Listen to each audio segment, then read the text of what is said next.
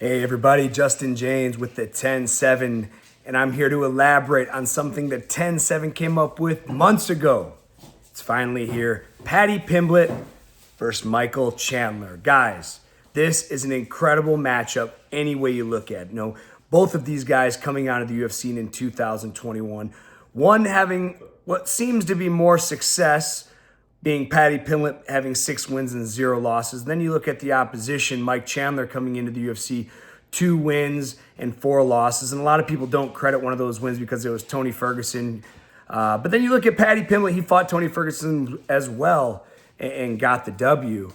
Talking about Michael Chandler, former teammate at Extreme Couture, dude, the guy is as tough as nails. And he's been run through the gauntlet since he gets in the UFC, making his debut against Dan Hooker. He made good on his debut.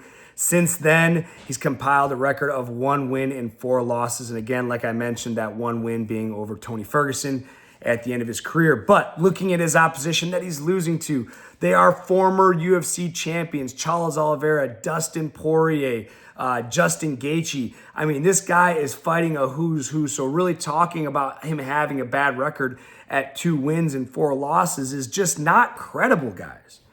Now we look at Paddy Pimblett making, again, his UFC debut in 2021 right there with Chandler. The first 2 guys he fought had a combined record of 2-6. Then he goes on and a credible win. He beat Bobby Green, which I thought was really impressive. I really thought he took that fight seriously. He looked great getting the triangle win. And he fought Tony Ferguson, again, kind of a wash Tony Ferguson. I still thought Tony was going to get him, but unfortunately for him, Paddy Pimblett came through. Now, let's look at this matchup heads up. I'll be honest, I really don't see anywhere where Paddy has an advantage in this fight. We talk about the strength. Mike Chandler, man, have you ever seen this guy do CrossFit exercise? This guy is a freak of nature. Let's talk about the striking. Paddy, I think, is going to have a little bit of range on him, but man, the way Mike just comes forward with those big hooks and those big overhands. Personally, I think Paddy might even be a little scared.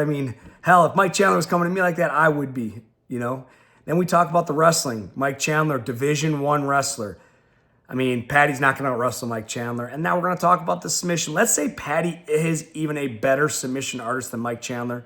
Mike Chandler just fought Charles Oliveira, and to me, Charles is one of the greatest and most decorated grapplers in the history of lightweight division. I know you're going to be like, oh, he got submitted by Islam, and I'm talking about decorated traditional grapplers. This guy is a savage in the submission game. He submitted so many guys through the UFC, and he had, Mike Chandler's back for a good portion of a round. He had him in some bad spots, but he couldn't find him to put away. So with that being said, I don't see any chance of Paddy Pimblett subbing Mike Chandler.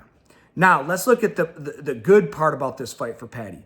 Being such an underdog in this fight, he has nothing to lose and everything to gain.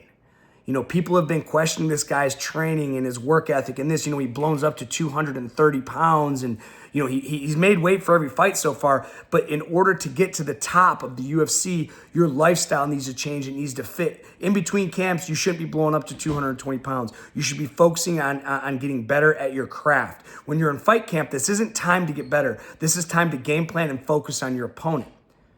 After, his last fight against King Green, I think that his training might finally be dialed in, and we're going to see the best version of Paddy Pimblett to date. Now, do I think he can beat Mike Chandler? I don't. But if he does, that's going to skyrocket him possibly into the top 5 to top 7 in the UFC. Then he'll be 7-0. He's going to fight a top 3, top 4 guy next, and we can see what this guy's all about. Mike Chandler loses to Paddy. Unfortunately, I think he's going to be looking for a job in another organization. Losing to, Charles Oliveira, Justin Gaethje, those are one thing. But to lose to this up-and-coming guy that, a lot of people like myself are kind of unsure of and how he's going to play out, I think it's just be detrimental to his career.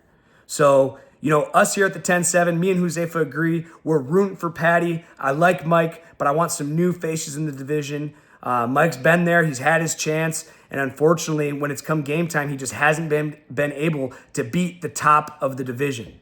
Now now going to Paddy. If he can't beat Paddy, man, we got to talk about getting a job somewhere else. Good luck to Paddy. We're rooting for you, man.